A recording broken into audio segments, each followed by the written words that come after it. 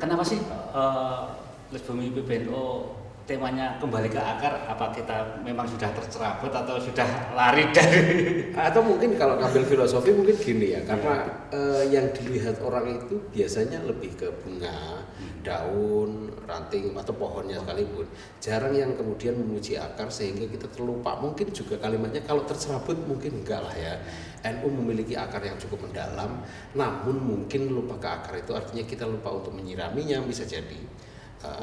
Atau memang ada akar yang nggak kuat, kemudian harus ada penambahan penguatan-penguatan di sisi kanan kiri dari akar itu.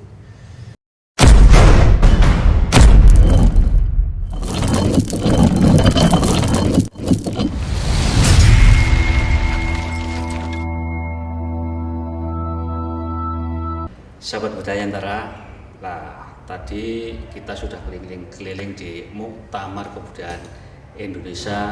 Kita sudah ikut beberapa sidang komisi dan kesimpulan Rakornas. Nah kali ini kita akan tanya-tanya dari Les Bumi Cirebon. Kenalkan kan? Namanya lengkap kan? Nama saya Iful Azka Zulkifli, Ketua Les Bumi PJNU Kota Cirebon. Gimana kan muktamar di Jombang ini? Hari ini kita mengalami sesuatu yang baru, sama sekali baru. Ada sebuah lembaga yang melaksanakan muktamar duluan gitu, melebihi bahkan saat mungkin satu-satunya lembaga ya yang mengadakan muktamar. Sementara kalau NU-nya sendiri kan belum muktamar. Tapi semoga semangat muktamar yang kali ini kita bawa bisa menginspirasi terutama pada beberapa rekomendasi-rekomendasi yang dihasilkan dari komisi-komisi. Di sisi lain, Cirebon kemudian dalam hal ini kita akhirnya belajar baru dan lain sebagainya untuk bagaimana penyelenggaraan kegiatan di lembaga gitu. Salah satu pelajaran yang kita dapat terutama di kerjasama dan kompaknya teman-teman dari segala arah yang hadir. Kalau mungkin malah sedunia ya, karena ada juga yang dari Lebanon. Ya itu luar biasa. Sehingga kita pun ada pengalaman baru, sekaligus kita juga mengambil beberapa hal-hal yang terutama apabila masih ada kekurangan dan lain sebagainya, kita juga bisa mengambil contoh kemudian nanti bisa di misalnya kita mengadakan dan lain sebagainya, itu bisa dipelajari gitu. Siap. Kenapa sih Les Bumi PBNU temanya kembali ke akar? Apa kita memang sudah tercerabut atau sudah lari dari? Atau mungkin kalau ngambil filosofi mungkin gini ya, karena yang dilihat orang itu biasanya lebih ke bunga, daun, ranting atau pohonnya sekalipun. Jarang yang kemudian memuji akar sehingga kita terlupa. Mungkin juga kalimatnya kalau tercerabut mungkin enggak lah ya. NU memiliki akar yang cukup mendalam, namun mungkin lupa ke akar itu artinya kita lupa untuk menyiraminya, bisa jadi. Atau memang ada akar yang nggak kuat, kemudian harus ada penambahan penguatan-penguatan di sisi kanan kiri dari akar itu. Atau kalau memang ini pembicaraan sudah cukup lama, mungkin hampir satu sampai 1,5 tahun yang lalu, tentang bagaimana ada pertemuan para budayawan, terutama secara spesifik dari Nahdlatul Ulama untuk merumuskan bagaimana kita berkebudayaan yang kemudian ini bisa dijadikan rekomendasi ke Muktamar NU, sekaligus untuk kemudian disampaikan kepada negara, dalam hal ini penyelenggara negara atau pemerintah terkait, sampai kemudian agar kita tidak pernah lupa bahwa kita memiliki kebudayaan adiluhung yang mau nggak mau hari ini kita sudah tahu betul bagaimana ada budaya asing yang memengaruhi anak-anak muda terutama, yang sudah sangat semraut terutama di dunia mayanya gitu.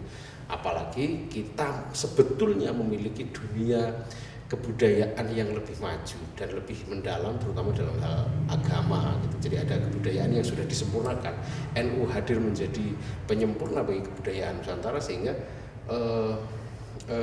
ini menjadi salah satu hal yang mau tidak mau harus kita pertahankan, kalau perlu kita perbaiki di segala lini. agar dari atas sampai ke bawah secara piramid itu semuanya berbudaya gitu. Jadi bukan lagi misalnya kementerian kebudayaan, nah ini makanya kita ke pojok-pojok nih. Kenapa tidak Kementerian Pendidikan yang berbudaya, Kementerian Agama yang berbudaya, Kementerian Sosial yang berbudaya gitu. Misalnya ketua PBNU yang berbudaya kan gitu, sampai kepada masyarakat yang berbudaya gitu. Karena budaya itu tidak bisa misalnya membedakan kok ada budaya kualitatif, ada budaya kuantitatif. Lucu kemudian ketika ada seorang ada korupsi yang merajalela kemudian disebut sebagai budaya korupsi. Maka budayawan akan bisa koruptor akan bisa disebut sebagai budayawan kan gitu. Maka budaya adalah dari budi dan daya yang adiluhung, mau nggak mau harus yang baik. Kalau yang buruk ya nggak bisa disebut budaya. Sehingga ya kita membangun dari situ, kembali ke akar bagaimana kita menyebut budi dan daya, menyebut budaya, sampai kepada kembali ke akar bahwa NU juga memiliki akar yang sangat kuat terutama di agama dan kebudayaan yang selaras gitu. Ngomong-ngomong di era digitalisasi yang sangat masif ini ya, terutama dari Les Bumi Cirebon sendiri gimana menanggapi ini? Kita juga memiliki akar, artinya gini, AI boleh bisa merusak di beberapa genre kesenian, musik misalnya, rupa misalnya, apalagi. Tapi sastra memiliki akar. Saya pikir sampai detik ini AI belum masuk ke ranah sastra. Paling kalau itu yang paling masih hanya kecil-kecil gitu, jadi nggak sampai. Dan budaya menulis, budaya literasi yang ada di NU atau mungkin belum bisa menemukan Putawi Iki-iku yang belum bisa menjalani itu, mungkin bisa, tapi bisa jadi sudah ya. Tapi kita nggak tahu karena memang referensi belum sampai ke sana. Mungkin ini juga nanti akan menjadi semangat untuk teman-teman bergerak di ruang artificial intelligence untuk setidaknya kita tidak dikuasai oleh AI, tapi kitalah yang menguasai AI untuk meng-create sesuatu yang lebih baru. Saran dan harapan saya sih bahwa AI justru dapat membantu kita, sekaligus kita bisa mengatur AI untuk menuju ke arah yang positif, sehingga kecepatan juga harus berisi gitu, artinya ya ada nilainya gitu, nggak hanya cepat dong, tapi ada nilai. Kalau hanya cepat ya memang dia menguasai itu gitu. Pertanyaan ini langsung dijawab ngetiknya kan kita kurang cepat gitu. Kan langsung cepat sekali. Tapi juga kecepatan juga ada. Tapi yang tidak dipunyai oleh artificial intelligence adalah akhlak, rasa. Nah, sampai ke dalam itu kemudian. Dan percayalah, Nabi Muhammad diutus bukan untuk mengislamkan orang seluruh dunia. Juga Mbah Hasim juga tidak mendirikan NU untuk meng-NU-kan seluruh Indonesia, enggak. Tapi karena Nabi Muhammad diutus untuk menyempurnakan akhlak, maka ulama sebagai pewaris Nabi secara otomatis adalah juga bagian dari penyempurna akhlak. Nah, akhlak ini yang harus masuk ke dalam ruang kebudayaan. Ya, kebudayaan itu sebetulnya lebih kepada akhlakul karimah. Akhlakul karimah adalah kebudayaan.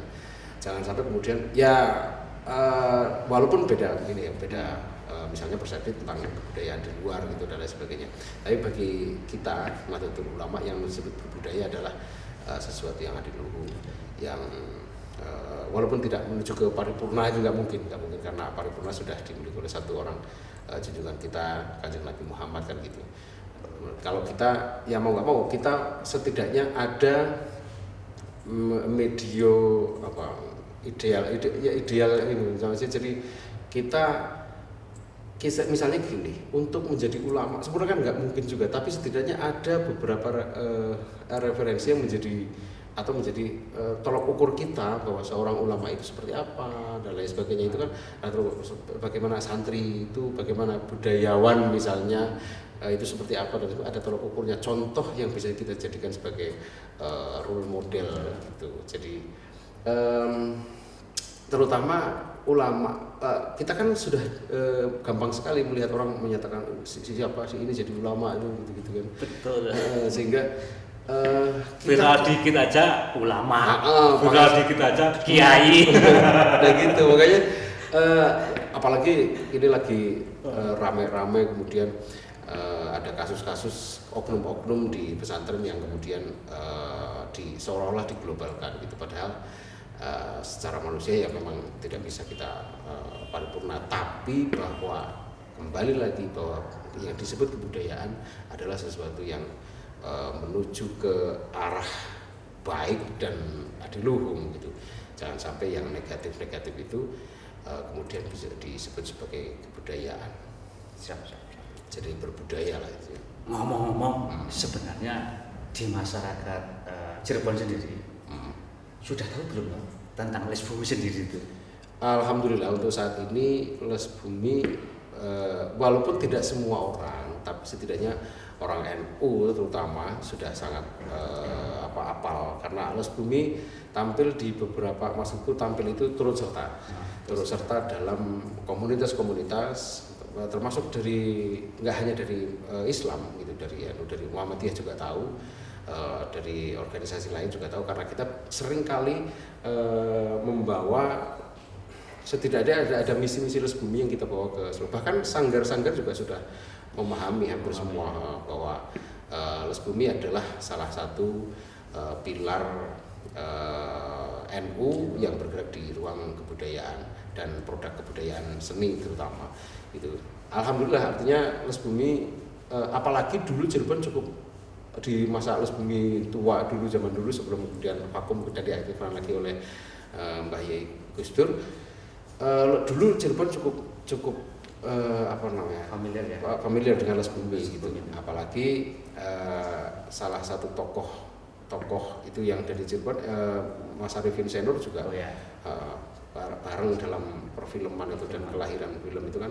Mas Arifin Senur kan dari Cirebon, termasuk Mas Mbi Senur itu kemarin ikut hadir itu kan cukup populer, cukup familiar lah dengan hal itu. Terus les bumi juga hadir di ruang-ruang festival bersama komunitas-komunitas, termasuk festival internasional, festival lokal. Keren berarti.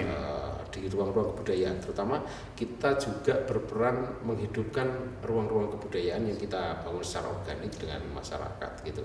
Kita membuat saung-saung kebudayaan, membuat komunitas-komunitas kebudayaan dan kegiatan-kegiatan kebudayaan yang menghidupkan pola literasi, seni kesenian, dan ada ritus-ritus juga yang dihidupkan, sampai artinya berbasis dari kebudayaan Nusantara yang memang terutama gitu, yang tidak bertentangan dengan akidah Ahlus Sunnah wal Jamaah Nahdiyah gitu.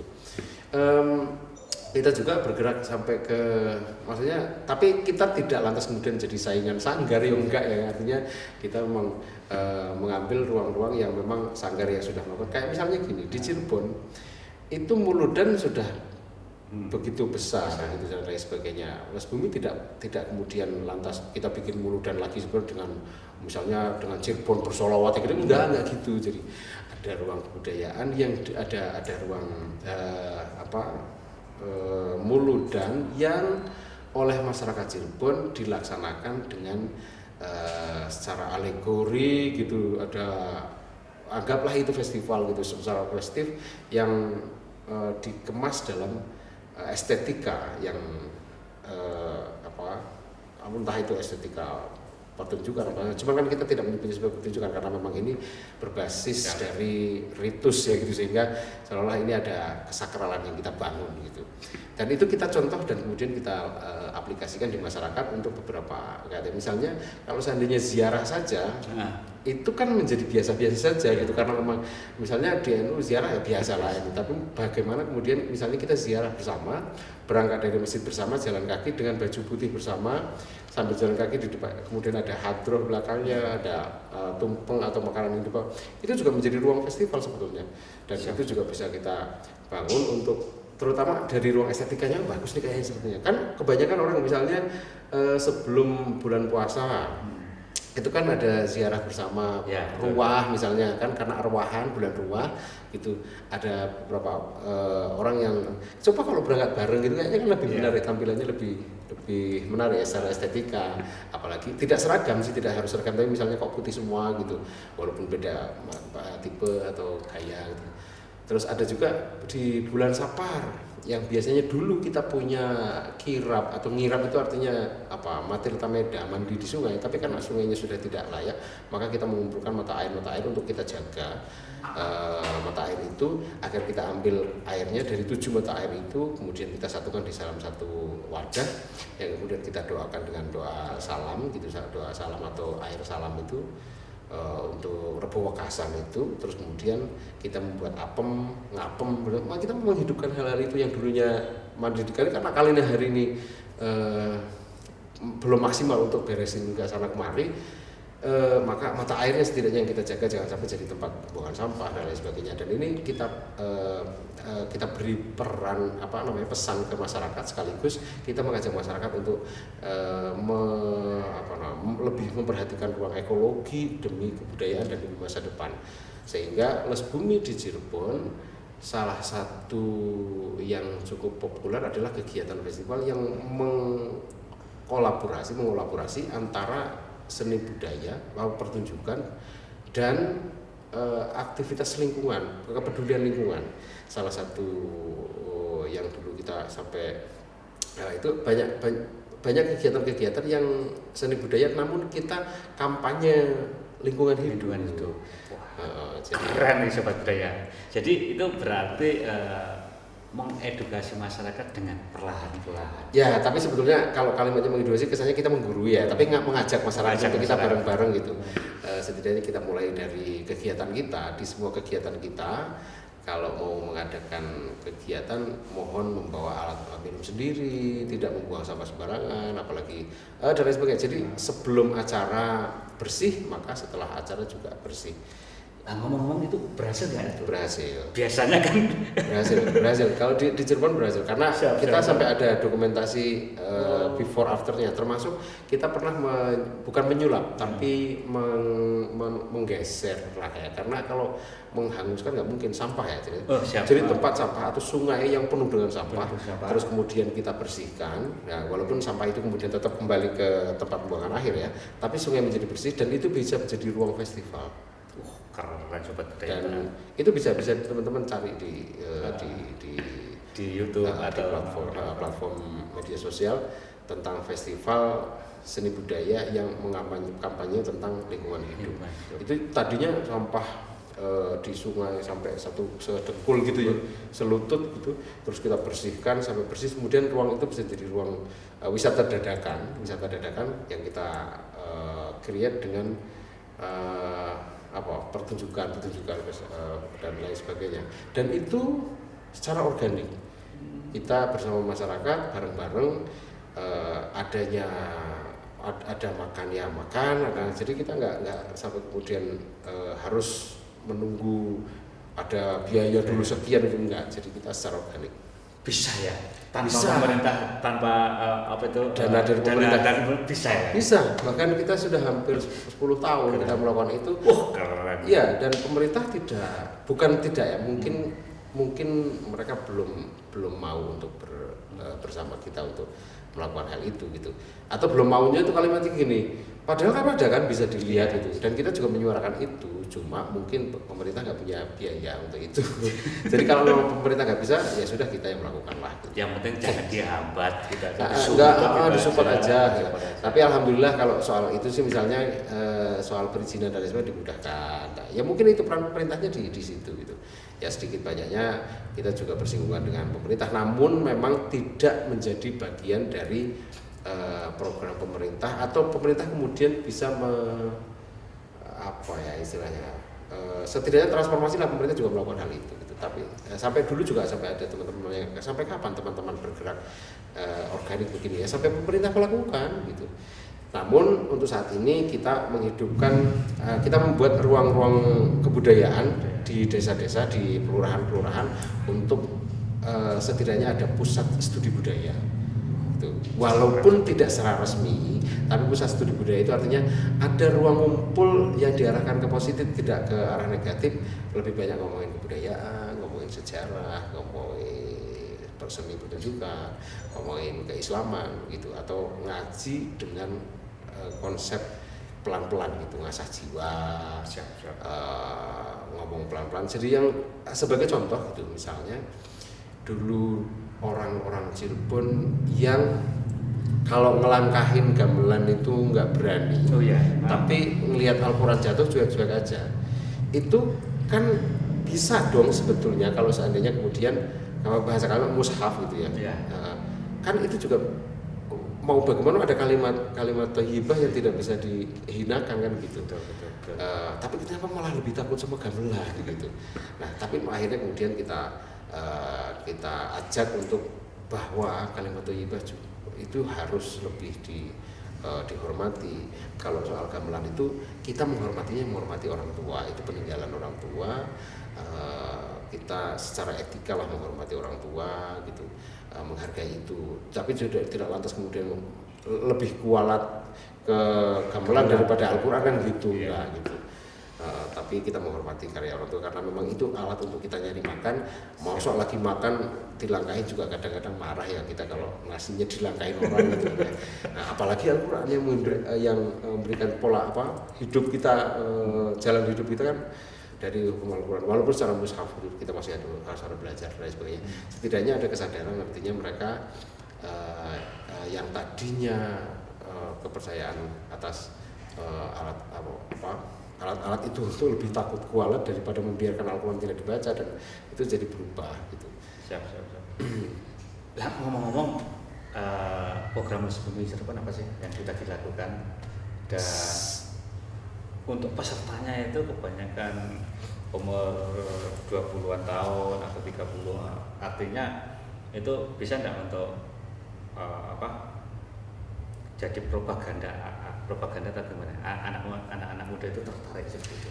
Ya, kalau program sebetulnya Les Bumi tidak terlalu banyak karena dalam 1 tahun paling 3 atau 4, karena kita rebutan dengan sanggar-sanggar yang lain kalau mengadakan gitu.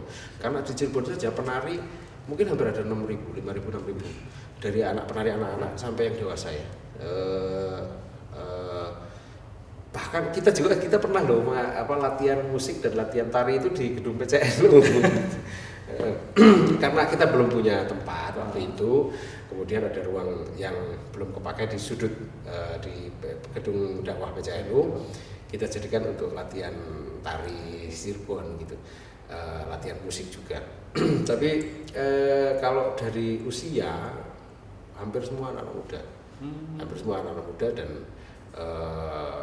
apalagi yang sepuh-sepuh, budayawan sepuh juga lebih banyak tahu. Mereka punya nostalgia terhadap Les Bumi di masa lalu kemudian yang mudanya juga setidaknya dari anak-anak mereka sudah tahu. Kita pernah di mall kita mengenalkan tari dengan walaupun dengan ada lomba dan lain sebagainya, berhadiah dari Les Bumi. Bahkan sebelum menari mereka sudah membawa bendera NU.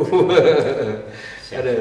Jadi mereka akhirnya kenal, loh memang di NU boleh gitu. Oh boleh. Jadi kalau tari topeng apalagi ya, tari topeng gerakannya lebih laki-laki gitu. Laki-laki bergerak sebagai laki-laki, perempuan sebagai perempuan gitu. Sementara kita tidak menentang hal itu dan kita tidak mengharamkan. Jadi banyak yang merasa terayomi di Nahdlatul Ulama, di Les Bumi dengan adanya Les Bumi. Oh ternyata di Les Bumi boleh ya, di NU boleh ya gitu. Ya boleh gitu. Artinya boleh itu tidak dalam ruang fatwa loh ya. Gitu. Jadi artinya berkesenian dengan tetap dalam tanda kutip bahwa ada batas-batas tertentu yang memang tidak bisa dilakukan. Cuman NU memang nggak gampang untuk ngaram-ngaram nggak gampang, nggak mudah aja. Jadi ngerasa diayomi oleh ulama, ngerasa diayomi oleh para kiai gitu. Walaupun tidak semua pesantren di Cirebon sudah menerima hal itu. Les Bumi juga kadang mengisi beberapa kegiatan-kegiatan di pesantren. Kita juga bikin ada santrigrafi. Santrigrafi itu kita mengajarkan teman-teman santri untuk fotografi dan videografi agar membuat konten-konten di pesantrennya lebih tertarik, lebih menarik ya, gitu. Lebih menarik. Ada santrigrafi, temanya 1, 2, 3 action. Oh, gitu. Santrigrafi. Terus ada juga yang lebih ke basic, kita juga ada studi aksara kuno, Hana Caraka dan Pegon untuk mengenal kembali ke masyarakat. Ya sudah ada 3 angkatan sekitar 30 sampai 35 orang yang bisa hari ini teman-teman yang sudah di Hana Caraka sudah WhatsAppan dengan Hana Caraka. Terus ya background Hana Caraka sudah jalan, terutama di kalangan yang bukan non pesantren ya. Kalau yang pesantren kan background sudah sangat familiar dan Hana Caraka. Kita juga ada kajian sejarah yang rutin sampai sekarang sudah hampir 6 tahun. Kita mengadakan kajian sejarah secara rutin, kayak kajian budaya, kajian sejarah, lalu kemudian ada program anak-anak juga, ada NU for Kids. Itu ada for Kids itu dari mewarnai, menggambar dan lain sebagainya. Kita mengenalkan itu, masuk ke pesantren-pesantren juga di pelatihan atau kajian-kajian kebudayaan kayak film dan lain sebagainya. Kita punya ini wakaji namanya. Apa itu? Wacana dan kajian. Wacana. Nah nanti wakaji itu dibagi beberapa. Ada wakaji marjuki. Marjuki itu artinya manajemen pertunjukan Islam.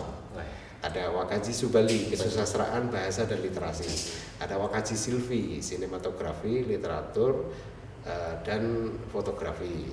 Terus kemudian ada wakaji basirun, perkembangan seni rupa Nusantara. Ada wakaji jayadi, sejarah kebudayaan dunia dan Islam. Nah ini wakaji kita kajian pakai wakaji gitu. Terus kita juga punya, yaitu kalau program sebetulnya banyak, tapi itu tidak terikat ya, maksudnya ini program bisa beralih nama gitu, majelis tiba-tiba jadi majelis, tiba-tiba halakoh gitu. Kita ada halakoh sastra Alam Taro.